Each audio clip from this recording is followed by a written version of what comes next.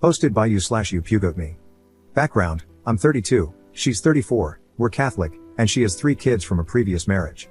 We dated for about 8 months and then decided to get engaged because things were going well. I felt like she was my person, and she felt the same. I got along great with the kids, and we were both only getting older. We were supposed to get married in December, but I don't want to anymore. I moved in about a month ago to save money with the goal of paying off as much debt as possible before the wedding so we could buy a house soon after. This is when everything changed, and I feel it's been for the worse. She immediately wanted a joint bank account. I didn't want one because I felt it would turn into a control issue, and it has. When I told her I didn't want a joint account, she said, well, maybe we shouldn't get married. She controls every aspect of the money and everything else, even down to what I eat.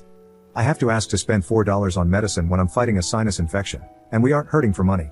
I make $75K after taxes. As for my health background, I've had ulcerative colitis since I was 20 and had my colon removed when I was 25. I literally have to eat more than I used to because I don't absorb nutrients like a normal person.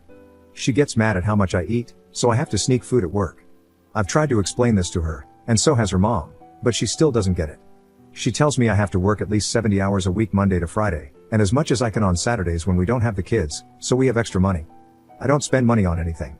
I use my personal money just to get the amount of food I need, and even that was a fight to get what food I do have for work. If I accidentally take something meant for the kids, I get in big trouble, even if it costs only $1.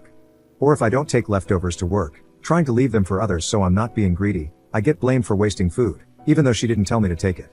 She has also yelled at me for taking too much, so I'm damned if I do, and damned if I don't. She shows little to no affection. I work 12 hours on my short days, and around 15 on my long days. I only have 1 or 2 short days a week. I'd like to feel wanted and desired when I come home, but I feel nothing. I never get a hug, kiss, or any kind of excitement when I come home after a long day. Some of the long days mean I don't see her for 2 to 3 days at a time. There's no excitement, just a question of what more I can do around the house. I've even gotten in trouble for sitting down for 10 minutes after getting home one day because I need to use my time better. I take care of everything around the house, yard work, home repairs, and doing whatever else needs to be done when no one feels like it. Heaven forbid I forget to do one thing after a long day. Getting help from the kids is a chore. I'm feeling used, like I'm just here to provide money, do as much as I can, and whenever I bring something up, it gets turned back on me. Am I crazy for not wanting to go through with this? We already had a talk about how I can't live like this, and things were good for a couple of days, but then it went back to the regularly scheduled program. So, I don't feel like anything will ever change. When we had the talk, she straightened up a bit, but over the next few days, she made jokes about what I brought up, so I feel like it meant nothing to her at all. I don't know what to do. Update 1 week later. We had another talk, and some of you mentioned that she would just say what I wanted to hear and then go back to the same old crap. You were 100% right. I've been paying attention and testing her responses to things. She twists her answers to sound different, but in reality, she's just saying the same thing. For example, I explained that I was still hungry after dinner, and she said, word for word, I think you should just focus on not being hungry, then you won't want to eat. I was shocked. This came right after we had the discussion about my body and my condition. So, I just grabbed some water and went about my business to avoid fighting, but, like, are you kidding me? Anyway, I've got a plan together. I won't be able to put it into action until Friday next week. The car we got is in both of our names, but I'm only on the loan as a cosigner. So, I'm getting a rental, because I can afford it when some psycho isn't controlling my money, and I'm loading everything I can into it and heading out of town while she's at work. I'll be going to my parents' place in the next state over. She won't be able to find me, which is good. I'm also getting a new phone and number before I head out of town. I've already changed my direct deposit, opened a new bank account, and while I'm at work, I'll be calling to get her off my credit card and everything else. I'm waiting for the payment from our joint account to post to the card, should happen sometime next week, so I'm not stuck with the balance. I'm also pulling what money is rightfully mine out of the account before I leave, and then I'll take my name off of it. There's a significant amount in there. I'm cutting my losses on what I've already paid toward the wedding and everything else, which is whatever. I don't want that money to taint my new money. I'm expecting her to freak out and blow up my phone, but I don't care. Just getting my plan together has been so liberating. On my way to my parents, I'm meeting a really good friend of mine, who's been there through this whole process, for lunch, and then I'll head to my parents. I haven't even told my parents yet, so they don't know anything. I've got all these crazy ideas of things I want to do, and I'll finally be able to do them once I'm out, and it feels so damn good. I can't wait. I don't know if I'm more anxious to get back to who I was or more anxious about her reaction. Either way, I don't care, I have to go. Commenter. Why are you leaving the car with your ex and still making payments? Ops response. Sorry for the confusion, the payments come out of the joint account, which I've stopped my direct deposits to. I'm leaving the car with her so she can't report it stolen and have me thrown in jail or something crazy. While a rental is expensive, I can afford it, and to avoid any possibilities of issues, that's what I'm doing. Second update 8 days later.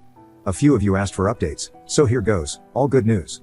I'm out and free, and I feel great. I left early in the morning with as much stuff as I could. I went to the next town over and sat in a parking lot waiting for the rental place to open, just to make sure she didn't have a chance to look around before work and find me. Before getting the rental, I withdrew all my money. After I got the rental, I went back to the house to grab more things, but she must have figured it out and locked me out. Thankfully, I had already gotten all my important and expensive stuff, so that was a relief. I went back to the bank and got a printout of all the transactions from the joint account, and I was immediately pissed off. I had to ask for medicine, yet there were tons of Amazon charges for eating out, money transfers to other accounts, and more. Meanwhile, I had to beg to spend $4 on sinus infection medicine. It looks like she was moving money around so I couldn't track it all. I gave the printout to my friend, who's helping me put together a spreadsheet to track everything easier. On my drive down to my parents' place, about 4 hours away, I managed to reset all my passwords and remove her as an authorized user on everything. Also, before leaving, I opened a new account and debit card and switched all my financials over.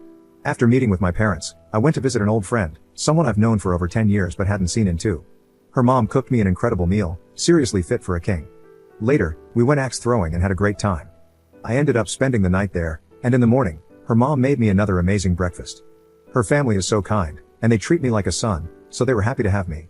Her mom even asked if I needed a key to the house, lol. This morning, I drove back to my parents' place, and we went to a flea market. It felt amazing to spend my money on whatever I wanted, without any constraints. This is the kind of life I want to live, not one controlled by a crazy person. I feel great and I'm doing great. Leading up to leaving, I was super anxious and having trouble sleeping, but now, that weight is lifted. I saw my ex Monday and briefly on Tuesday, but then didn't see her for 3 days due to my schedule. During that time, there was no I miss you or anything like that, just messages asking me to do things. On my way down, she didn't try to contact me at all. I've left Messenger open for now until everything is sorted out, but everything else is blocked. She did try to reach my parents, but, thankfully, they didn't answer. I've got quite the road ahead of me to get where I want to be, but it'll be an easier road to travel than what I was doing before.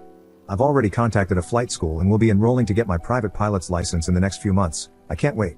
It's been a huge dream of mine since I was little. This has been the best thing I've ever done for myself and my well-being.